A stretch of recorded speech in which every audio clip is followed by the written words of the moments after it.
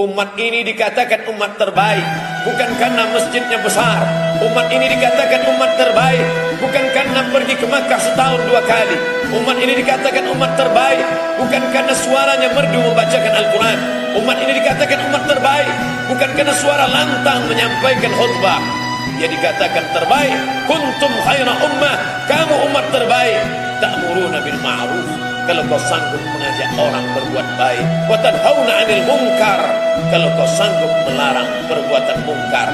Yang sanggup dengan tangannya, yang sanggup dengan kekuasaannya, yang sanggup dengan jabatannya.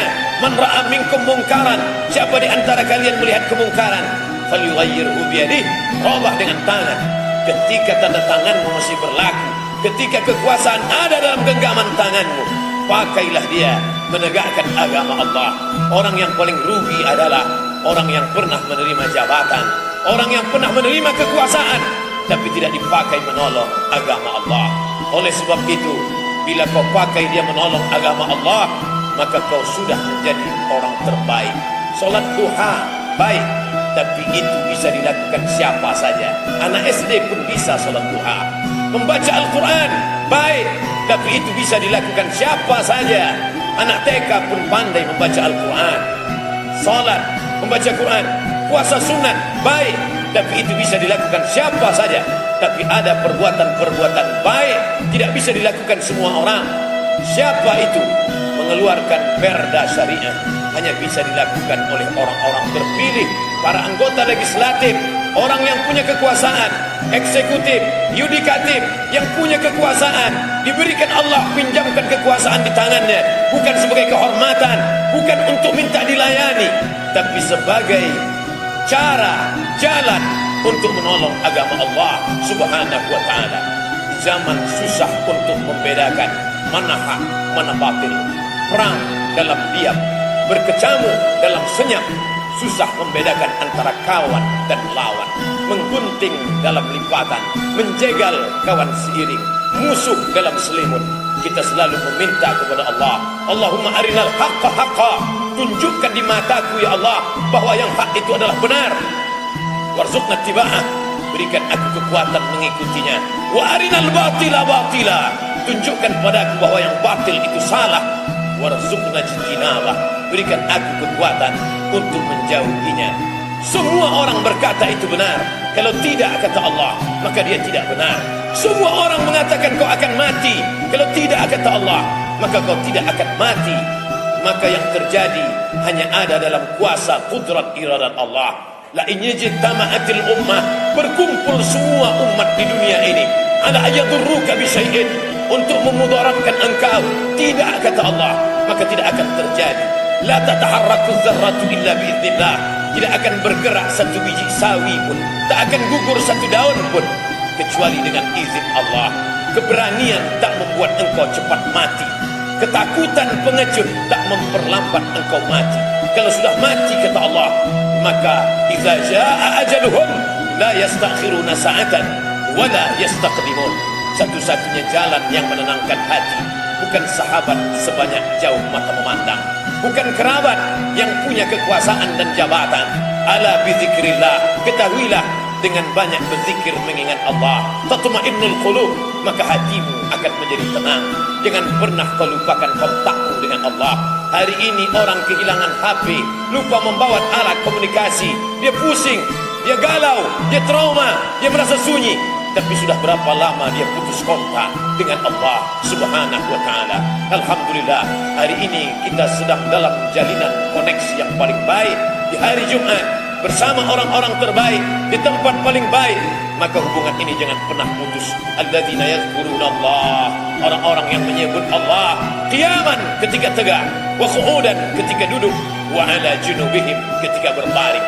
Mengapa 3 posisi? Karena memang gerak manusia ada 3, tegak, duduk, dan berbaring. Tapi sesungguhnya ada makna hikmah di balik itu semua.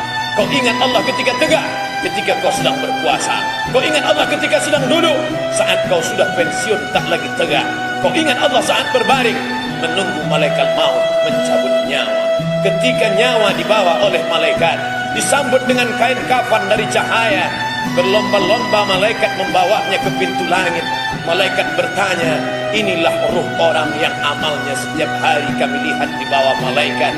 Pagi dan petang, malaikat pagi membawa di waktu petang, malaikat malam di waktu subuh, dan kami sudah lama merindukan mereka. Kam min masyhurin fil ardh. Berapa banyak orang yang masyhur di muka bumi, tapi malaikat tak pernah mengenalnya. Tapi ada orang-orang, dia bukan ulama, dia bukan ustaz, di dunia biasa-biasa saja, tapi malaikat mengenalnya karena catatan amalnya dibawa setiap hari. Maka itu yang diinginkan oleh setiap pecinta perindu kebenaran. Di hari ini, orang-orang yang bingung melihat kebenaran, apakah dari media pers, apakah dari media sosial, semuanya mengacaukan pikiran. Tapi ada hamba-hamba Allah yang tidak kacau. Kenapa? Man qara'a surat Al-Kahfi yaumal Jumu'ah. Siapa yang membaca surat Al-Kahfi hari Jumat, adha'a lahu min nur, jadi berikan cahaya, pencerahan, the likeness ma bainal jumu'ataini, sampai hari Jumat yang akan datang. Kebenaran kita lihat bukan dengan mata kepala. Betapa Imam Abu Hamid Al-Ghazali meninggal tahun 505 Hijrah, 1111 Masehi, menganggap kebenaran bisa dilihat dengan mata. Tapi ternyata aku salah, kata Al-Ghazali. Aku lihat ada tiang itu berada di dalam kolam. Aku sangka tiang kayu itu bengkok.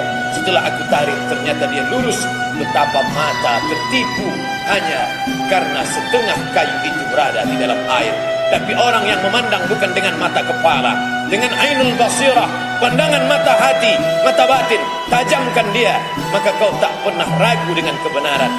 Orang-orang yang bisa diselewengkan dari kebenaran hanya orang-orang yang tidak mengenali kebenaran. Kenali baik di tengah malam, mintakan munajat kepada Allah. Allahumma ja'al fi qalbi nura, berikan dalam hatiku cahaya. Wa fi sam'i nura, dalam pendengaranku cahaya. Wa fi basari nura, dalam pandangan mataku cahaya.